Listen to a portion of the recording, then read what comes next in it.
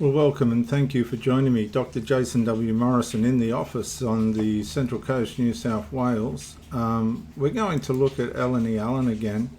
Partner of a mother's boy. Do you feel like a mistress? But before we do, I want to read this passage of scripture. Can I get? Yes, I can get to it in full screen. Proverbs 11:7. A wicked man dies, or when a wicked man dies, his expectation will perish, and the hope of the unjust perishes. The way I want to interpret this scripture relative to life and relationships is when you haven't got things in proper alignment, when your motives aren't right, when your mindset's not fixed on the best for yourself and the people around you, your expectations will perish. A lot of people just do not make the right decisions for themselves. They know, for instance, taking drugs is wrong. They know lying is wrong. They know drinking is wrong. They know being lazy is wrong. They know being a glutton is wrong. They know it's wrong. But they just continue to do it. And what that causes is, say for instance, if you have an expectation, I want to buy a new car, or I want to get a great job.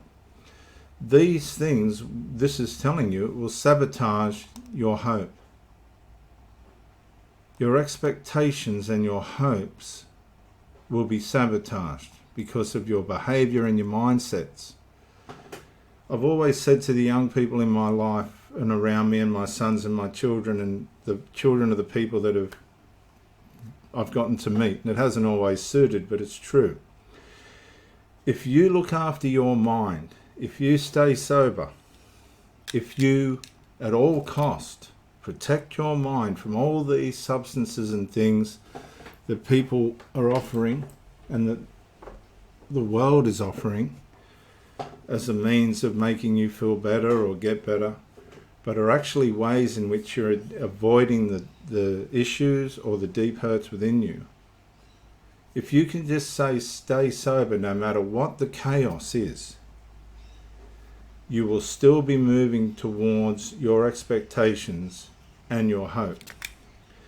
I think it's fair just to share with you something from the scriptures. It's in Hebrews. You'll probably be aware of this, but for those of you that aren't Bible people, here's a verse that says, "Now faith is the substance of things hoped for." Faith is the action that we do.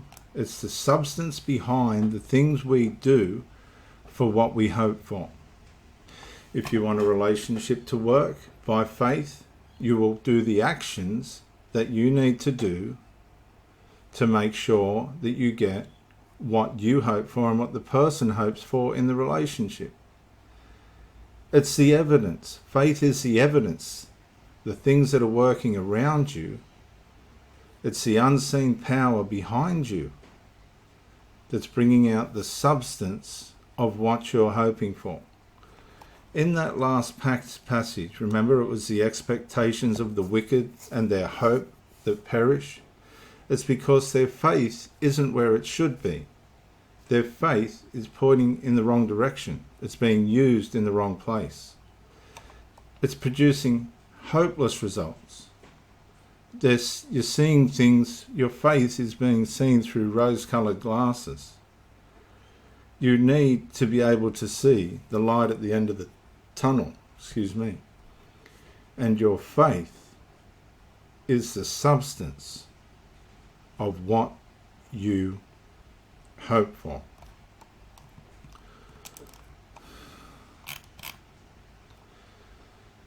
The wicked man dies. When he dies, his expectation will perish. He never quite made it to what he wanted. what he wanted was always elusive. It seemed to just slip through his fingers. I know hundreds of people like this. And I've been in this position myself. And the hope of the unjust perishes. A very sobering passage of scripture where you stop and you say to yourself, I don't want this to happen to me. My faith is the substance of what I hope for. It's the evidence of the things that are not seen. I haven't got them yet, but I'm going to get them. That is what faith is. And my faith and the way that I live will help me to be able to get through the chaos and the mess and the things that life does to us, and in some way be able to leave a legacy for the people that are our children and things like this. Eleni Allen, partner of a mother's boy, do you feel like a mistress? Hi, my name's Eleni Allen, and today I would like to talk to you about mother enmeshment or parental enmeshment, otherwise known as emotional incest and covert incest. And being a partner of mother's boy or golden child or daddy's girl can lead us to feel like we are the mistress and not the significant other. When we feel this way, we can sometimes feel very confused or think that we are asking too much, or feel that maybe we are the problem, or feel so frustrated and so angry because we are not the main woman or the main man in our partner's lives. Now I've stopped that there because this is, I want you to mirror this. You've got the partner of the son, and then I've been on the other side, the partner of the mother. And the partner of the son suffers the same way you would as the partner of the mother. So I want you to see this from the mirror perspective. It works on both sides. The way that the partner of the son feels is no different to the way that the partner of the mother feels. I want you to remember this, because it works both ways. So we feel like the mistress. We feel that we are not important. We feel that we are not heard. We feel alone within the marriage. And like a mistress, we see our partner giving love, giving caring, giving time. There's food in the fridge. Giving empathy to another woman. There's food in the fridge. But maybe we get a little clippet of all that love, empathy and time and effort to us. We only get a smidgen of that. And like the mistress, we see all of that being given to somebody else.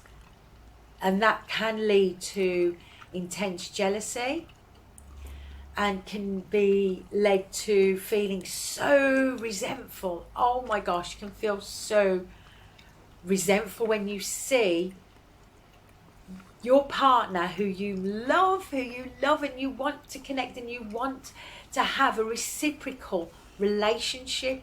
You want to connect, but you see him giving that to another woman, and that other woman is his mother. Now, just for the record, sorry for shouting out then, my son just got home from work looking for food. You know what children are like. But what happened in the later part of my last relationship was her attention was so focused on the son emotionally. As a matter of fact, the core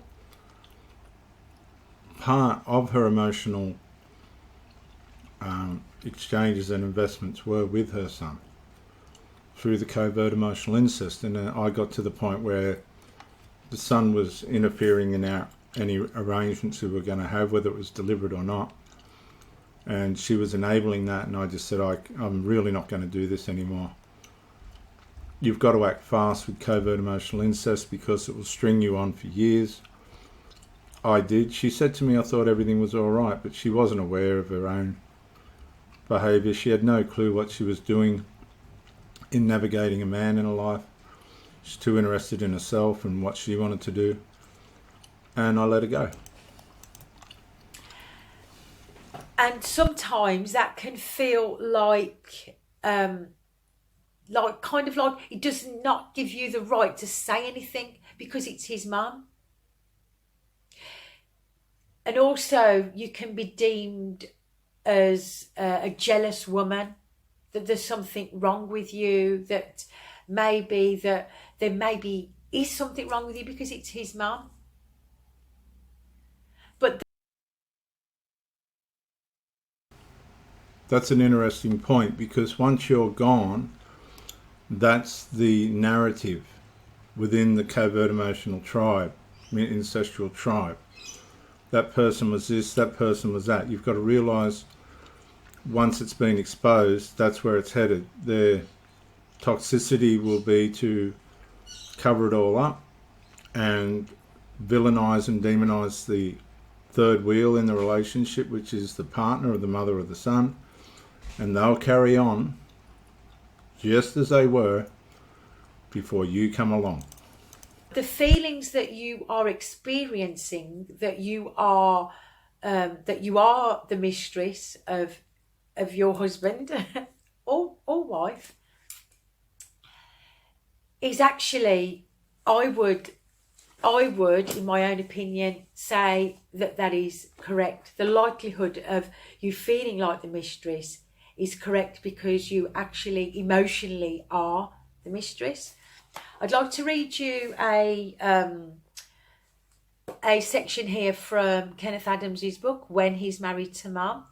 And one of his readers writes, ask him a question. And that question is, isn't it a good sign for a man to be close to his mother? And Kenneth Adams replies back with this as, yes, normally it is a good sign when a man is close to his mother. This often suggests that he will be able to have a good connection with a romantic partner. But a mem is different. Right, a mem is a mother enmeshed man, but this could be also a woman that is enmeshed with her mother or with her father. So he continues to say, the place where a romantic partner should go in a mem's heart is blocked by his mother. It isn't accessible to you. So there you have it. The place that should be for a romantic partner is mother's. It's not yours. Mother has the goodies. Mother has that part of the mother enmeshed man or the mother enmeshed person has that section of them. So there is no way that you can get that and access it for yourself because it belongs to mother. And that part is controlled by the disloyalty bind that the mother has instilled into the child and later into the adult child that is your partner. So hence the term emotional incest and covert incest, because that section, that part that belongs to mother, is the corrupted part that should belong to a romantic partner. That's the enmeshment, because the mother at some stage within that relationship has made her child a surrogate husband or has parentified the child at some stage. So if you do feel like the mistress, you're not going crazy. It's actually because you are, and you're treated as the mistress, because mothers here, you are here. And there is that disloyalty bind that holds your partner to his mum. And obviously there is always a continuum, you know, that his disloyalty bind might not be so powerful, or, you know, it might be so powerful that nothing, and I mean nothing, comes before mum. So thank you very much for listening to my video, and I hope it's been useful for you. Please subscribe to my channel, and please leave a comment in the comments box. Tell me what you think. Tell me what you feel. I would love to hear your stories. Thank you very much. Bye-bye.